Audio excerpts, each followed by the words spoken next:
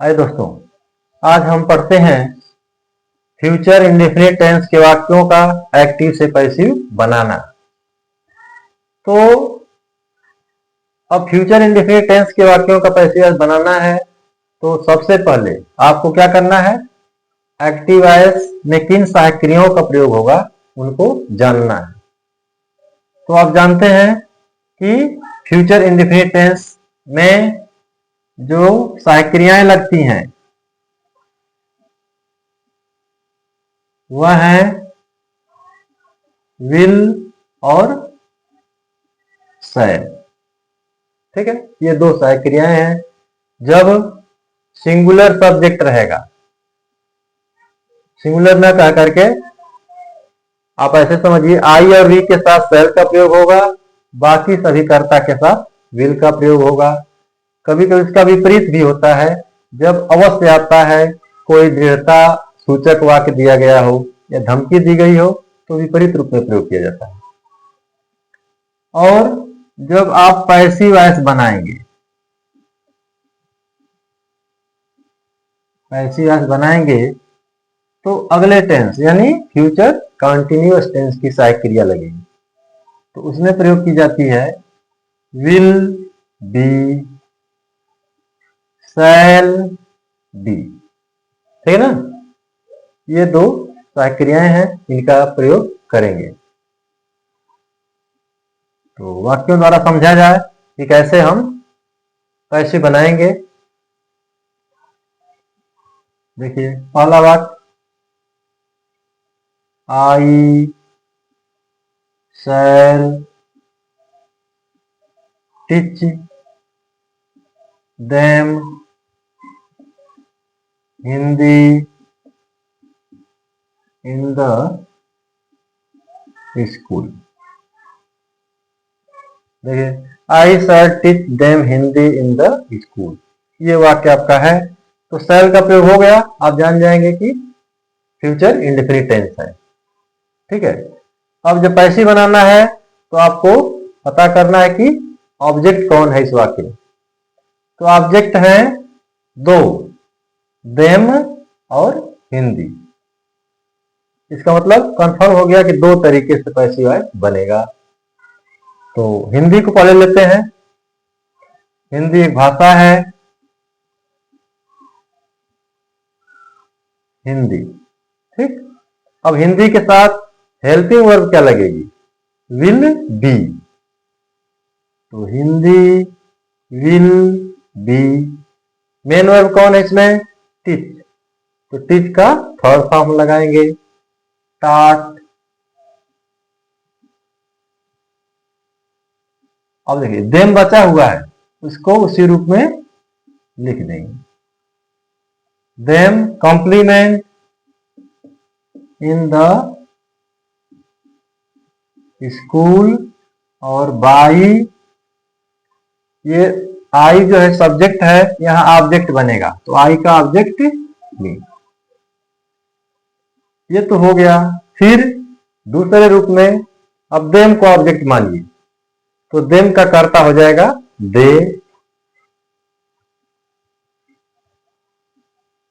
अब देखिए दे के साथ भी क्या लगेगा, विल बी।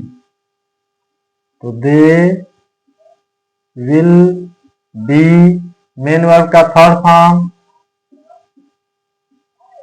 टाट। अब हिंदी यहां बचेगी, उसको लिख देंगे Hindi complement in the school, by, और आई का ऑब्जेक्ट बी। ठीक है, और देख लीजिए, मैं उन्हें एक्टिव कर, मैं उन्हें स्कूल में हिंदी पढ़ाऊंगा। पैसिव हो गया, हिंदी उन्हें स्कूल में मेरे द्वारा पढ़ाई जाएगी। या दूसरा है, उन्हें हिंदी स्कूल में मेरे द्वारा पढ़ाई जाएगी। ये सेंस बराबर है, कहीं कोई कंफ्यूजन नहीं। अगला वाक्य देखते हैं, you will not play cricket. देखिए, you will not play cricket, यह वाक्य आपका है निगेटिव हो गया, और विल आया है तो फ्यूचर टेंस में है। ऑब्जेक्ट कौन है? क्रिकेट, यह आपका सब्जेक्ट बन जाएगा। तो क्रिकेट, और क्रिकेट के साथ हेल्पिंग वर्ब विल बी, तो विल को लिखेंगे, विल के बाद नॉट, तब be, will not be main verb का थर्ड फॉर्म। प्लेड, और यह एक्टिवास का कर्ता बच गया, तो यह ऑब्जेक्ट बनेगा बाई यू। ठीक, क्रिकेट तुम्हारे द्वारा नहीं खेली जाएगी।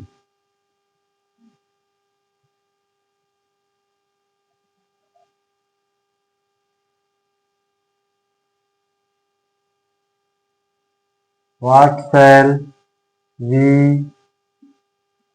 give your father? देखिए, What shall we give your father, यह वाक्य है, हम लोग तुम्हारे पिताजी को क्या देंगे। तो अब इसमें देखिए, ऑब्जेक्ट कौन है? हम लोग तुम्हारे पिताजी को क्या देंगे। ऑब्जेक्ट कौन है? Your father. ठीक है, डब्ल्यू टाइप इंट्रोगेटिव है, तो व्हाट आप लिखेंगे पैसिव में भी, व्हाट। अब योर फादर के लिए हेल्पिंग वर्ब विल भी लगेगी, तो व्हाट विल, और योर फादर, ये बदलेगा नहीं, योर फादर, और बी यहां रहेगा। देखिए, विल यहां है, बी यहां, बीच में सब्जेक्ट। मेन वर्ब का थर्ड फॉर्म क्या हो जाएगा? गिव का गिवेन, और बाई वी का ऑब्जेक्ट अस।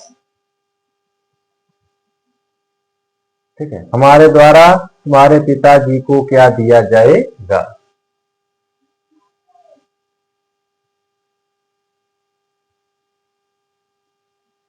यस नो टाइप देख लेते हैं। विल सी एब्यूज मी, देखिए, विल सी एब्यूज मी, क्या वह मुझे गाली देगी।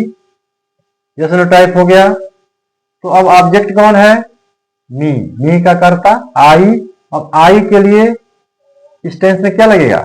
शैल, तो शैल आई और बी, यानी सहक्रिया दो भाग में बट गई। तो शैल आई बी मेन वर्ब का थर्ड फॉर्म, एब्यूज्ड बाई, और सी का ऑब्जेक्ट, ये ऑब्जेक्ट हो जाएगा बाई, सी का ऑब्जेक्ट हर। क्या मुझे उसके द्वारा गाली दी जाएगी, ये आपका पैसिव वॉइस हो गया। अगर who they they, who will sing a song, who will sing a song, गाना कौन गाएगा, ये आपका डब्ल्यू टाइप है, तो हु से शुरू होगा। ठीक है, हु, इसका ऑब्जेक्ट कौन है? ए सॉन्ग, तो ए सॉन्ग के लिए भी विल लगेगा, हु विल अ सॉन्ग, और बी यहां कर्ता के बाद मेन वर्ब का थर्ड फॉर्म संग बाई। ठीक, या उस बाई को पहले लिखिए, बाई होम विल अ संग बी, और मेन वर्ब का थर्ड फॉर्म संग क्वेश्चन मार्क। एक गाना किसके द्वारा गाया जाएगा।